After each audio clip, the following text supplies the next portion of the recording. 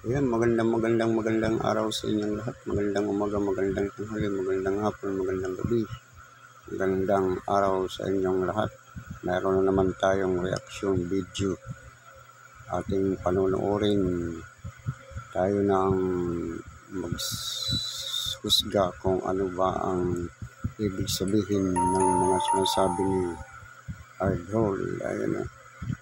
Kaya panoorin natin hanggang matapos para maunawaan natin sapagkat ang lahat ng mga ating nagaganap sa buhay natin dapat inuumpisahan natin hanggang matapos para maunawaan natin kung ano ang mga nilalaman ng kwento.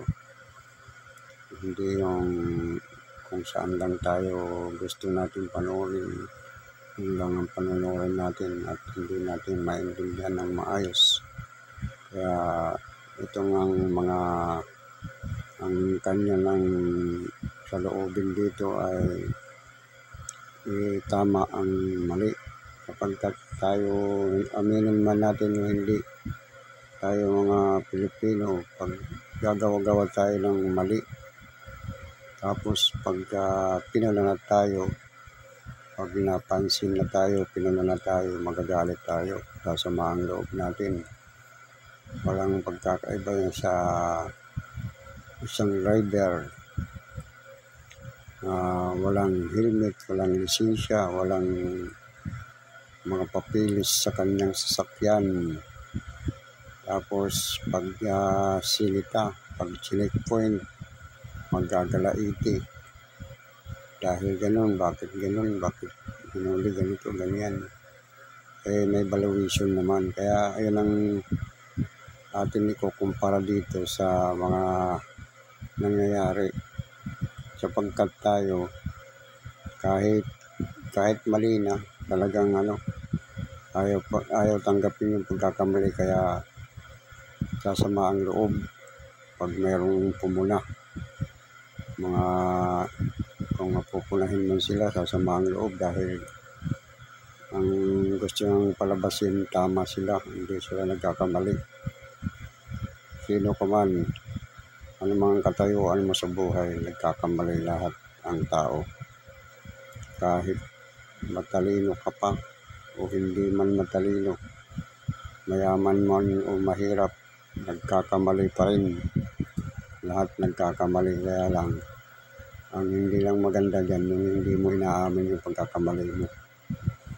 Ipinaglalaban mo yung kahit mali ka na, may nasabi ka ng hindi maganda, may nasaktan ka na, may nabastos ka na, mga salita mo, nababastos na yung iba. Pag pinuna ka, ang pakiramdam mo, masama ang loob mo dahil pinuna ka. Kahit naman mali ang ginagawa mo, ayaw mong pupunahin. Kaya masama ang loob pag pinupuna. Aminin man natin o hindi, karamihan sa atin, kahit mali na, pag pinuna mo, sasama ang loob.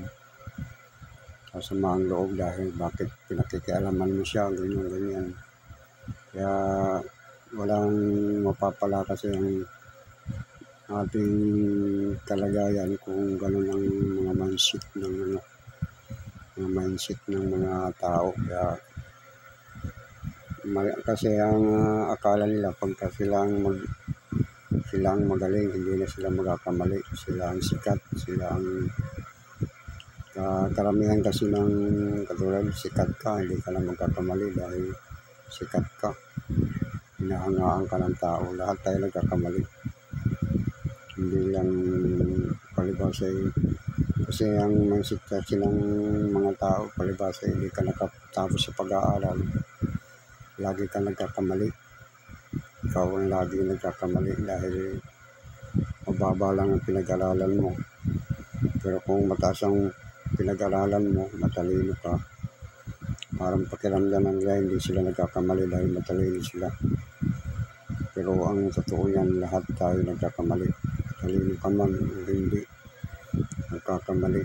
Ang atin lang po kasi is itama yung mali. Wala man po akong pakialam kung sino kayo, kung sikat kayo, kung malaki kayong tao, kung maliit kayong tao, kung mahirap kayo, mayaman kayo. Ang mali ay mali. Okay? So gusto lang po natin itama yan. Yun lang. Okay? Huwag kayo masyadong emosyonal. Huwag kayong mga tanga. Itinama lang po natin. Diba? Kung aapihin naman yung mga taong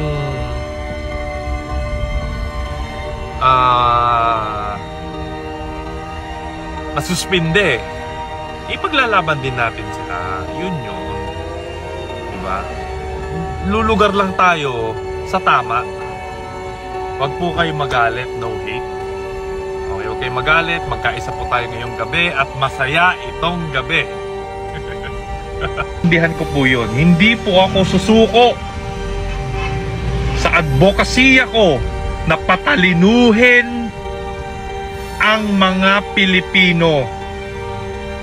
Habang nandito po ako sa mundo, gagawin ko po ang lahat ng aking makakaya para makatulong sa pagbabago ng Pilipinas.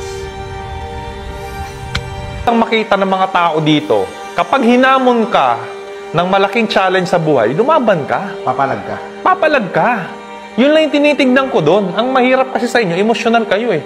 Huwag niyong ibase yung respeto na ibibigay niyo sa isang tao base sa narating niya sa buhay, base sa estado niya sa buhay. Yan yung gusto kong message na matutunan ng lahat. Hindi porket mayaman, hindi porket celebrity, hindi porket sikat ka, ay hindi ka na pwede magkamali. Mali yun. Ipagtanggol niyo yung sarili niyo. Kung alam niyo nang inaapi kayo, kung alam niyo nasa tama kayo, ipaglaban niyo. Yun yung gusto ko. Kasi maraming mahihirap na porket mayaman, nagpapaapi kayo. Hindi niyo pinagtatanggol yung sarili ninyo eh. Yun yung gusto kong gisingin, bro eh. Yun yung gusto kong matutunan ninyo, guys. Hindi porket mayaman yan, nagpapaapi kayo. Sarili niyo yan eh. May right kayong ipagtanggol yung sarili niyo. Kasi, bro, wala ng tao ang magtatanggol sa inyo. Wala ng tao maniniwala sa inyo, kundi sarili niyo lang. Parang ikaw, ang dami mong ginawang tama, pero mali ka pa rin. Diba? Ang dami pa rin sinasabi ng mga tao sa'yo eh. Diba? Tumulong ka na, inayos mo na, tapos mali ka pa rin. Kaya ngayon, gawin nyo kung anong gusto nyo gawin. Basta tama yung intention ninyo. Kasi yung taong tama para sa inyo, maniniwala naman sa'yo eh. Ako focus ako. Ako talaga. I'm dead set. I've waited for 20 years at a time to really do services that will positively, greatly affect yung bawat pamilya Manila. I'm happy now, nakikita ng benepisyo naman yung mga kababayan natin. And at least, the end of the day, you sit back and relax.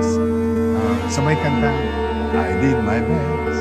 Diba? Ang hirap kasi please ng Filipino market eh. Hindi mo alam kung saan ka lulugar eh. Gagawa ka ng ganito, masasabi sa'yo. Gagawa ka ng ganyan, masasabi rin sa'yo.